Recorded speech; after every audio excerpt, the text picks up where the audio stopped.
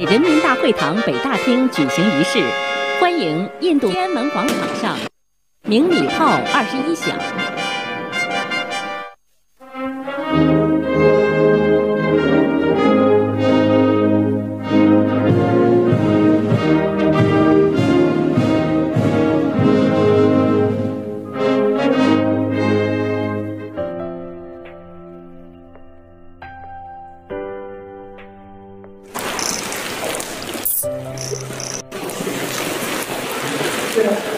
习主席 ，Good to see you。很高兴见到，高兴再次见到你。Very good to meet you again。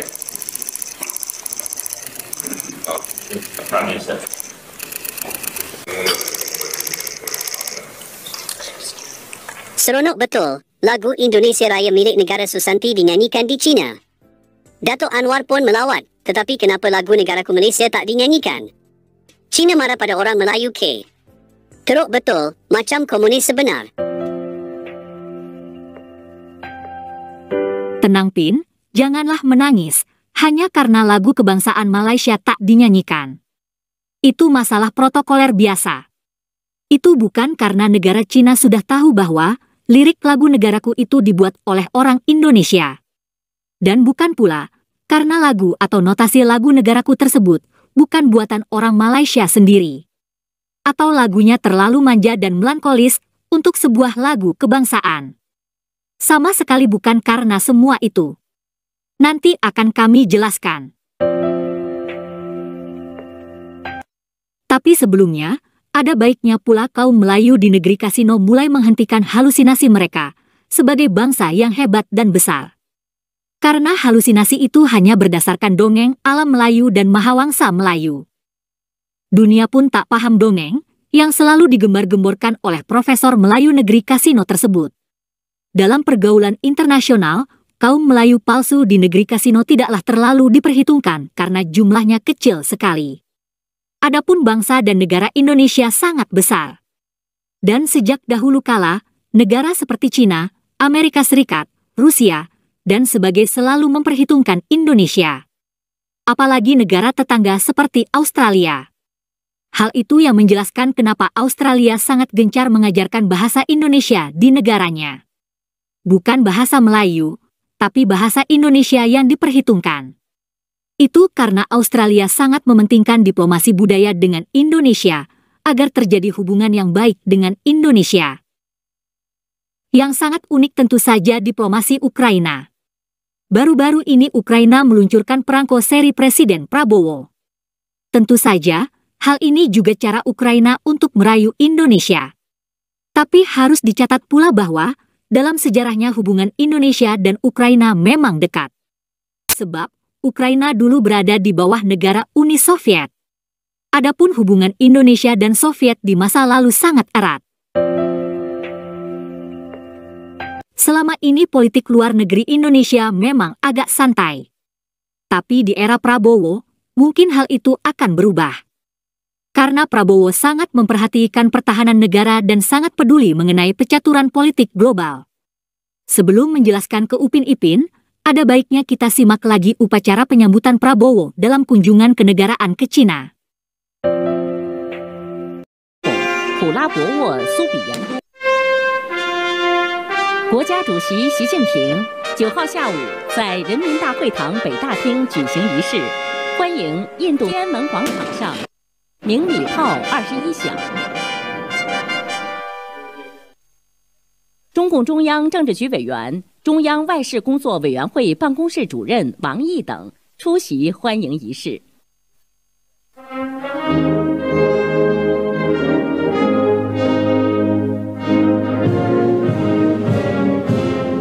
军乐团奏印度尼西亚和中国两国国歌。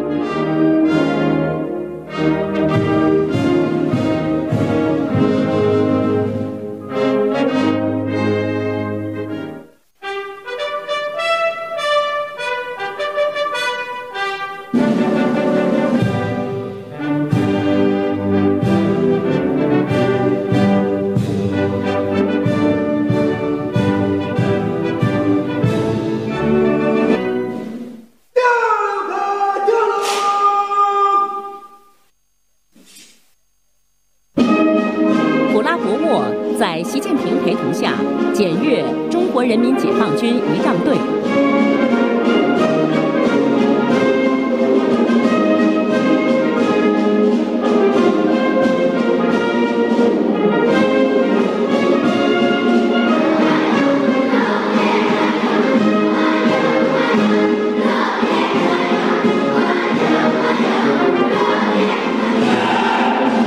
两国元首回到检阅台，观看仪仗队分列式。普拉博沃是应习近平邀请，对我国进行国事访问的。Itulah upacara penyambutan Presiden Prabowo dalam kunjungan kenegaraan ke Cina. Sekali lagi, namanya kunjungan atau lawatan kenegaraan. Status kunjungan inilah yang menentukan tata cara penyambutan. Kita tahu, ada berbagai jenis kunjungan pemimpin negara atau kepala pemerintahan, yakni kunjungan kenegaraan, kunjungan resmi, kunjungan kerja, dan kunjungan pribadi.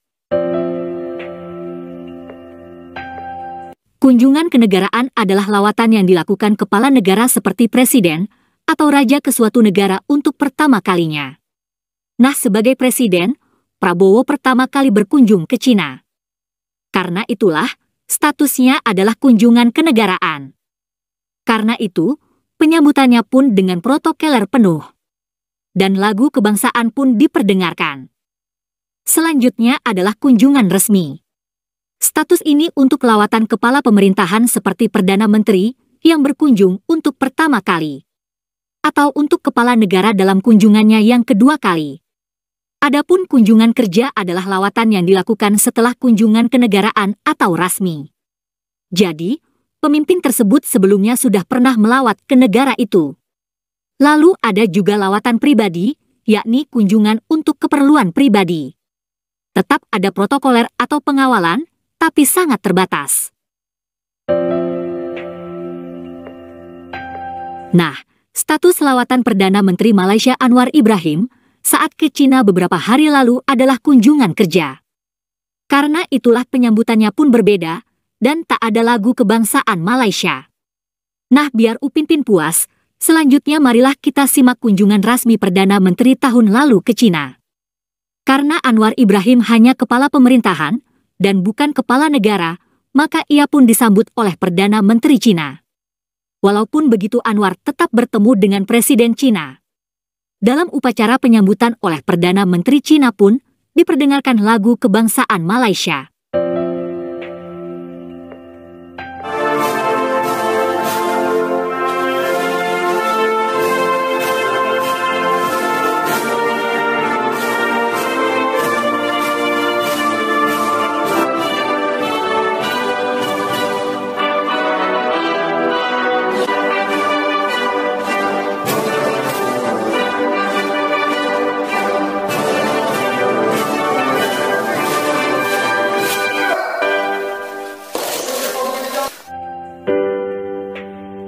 Nah, biar Upin Ipin semakin puas.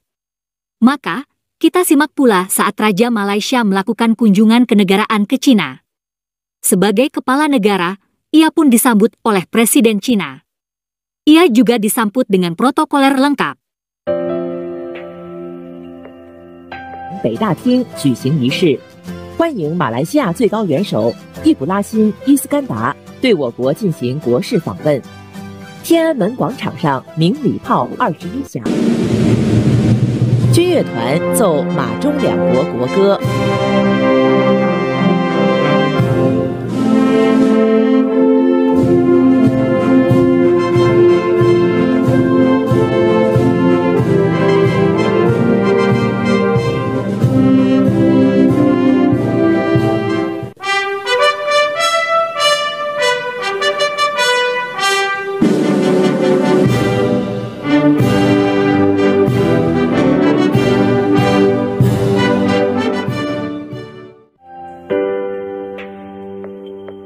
Begitulah Pin ceritanya. Jadi bukan karena negara Cina marah pada orang Melayu. Jadi hanya urusan protokoler biasa. Betul kan, Pin?